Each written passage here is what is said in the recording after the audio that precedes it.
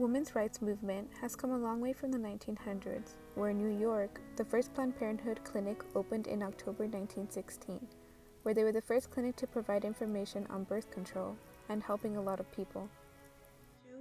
Especially teens that sometimes they don't have the support from their parents. I know that they help many, especially to avoid and to help if they were to have STDs, and they can help with information. If they don't have it, they can always refer you to a different clinic or different resource that you may need. I definitely think that it's very helpful to many. Planned Parenthood provided lots of beneficial safe healthcare services in the 1900s and still does to this day. And in the year 1920, the 19th Amendment was passed that allowed women the right to vote.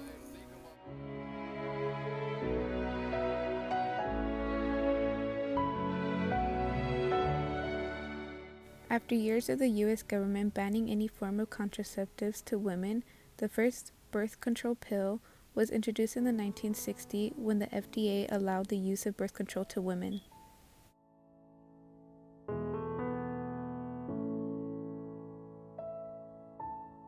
I think that it's good that they have it. I feel that if someone is not prepared to have children, I feel that birth control is the way to go to use, just so that choose if they want to use it or not. Contraceptives like birth control have completely changed women. It has given them back the right that they deserve to decide when they want children and how many they choose to have. In the Supreme Court case Roe v. Wade in 1973, it was decided by the Supreme Court that any laws banning abortion were considered to be unconstitutional. This was a huge landmark in women's reproductive rights, as it allowed women to have the right to choose if they would want an abortion or not. In a landmark ruling, the Supreme Court today legalized abortions. The majority in cases from Texas and Georgia said that the decision to end a pregnancy during the first 3 months belongs to the woman and her doctor, not the government. Thus, the anti-abortion laws of 46 states were rendered unconstitutional. More on this story from Georgia.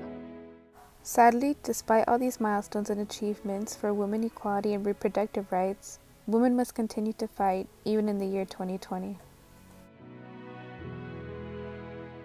Chief among them, that women in that facility, migrant women, say that a doctor was performing unauthorized hysterectomies on immigrant women detained at that facility, which again is privately run. Now, you might have seen this story zipping around social media. Trump justice on it will almost certainly overturn Roe versus Wade outright rather than simply chip away at it. Laws on the books that will be triggered, will go into effect if Roe is overturned. So overnight, you will have a number of states in which abortion becomes illegal across.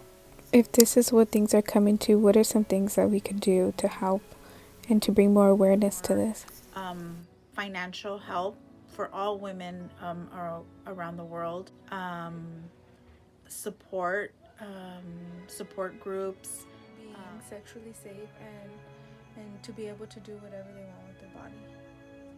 The list goes on ways to improve women's health care, but without doing anything, that still leaves a ton of women around the world that don't even have the right health care insurance to go see a doctor. Things need to change, and to the people that don't support abortion, it is fine to disagree with it, but in the end, it's someone else's choice and their own body. It's not yours, it's theirs.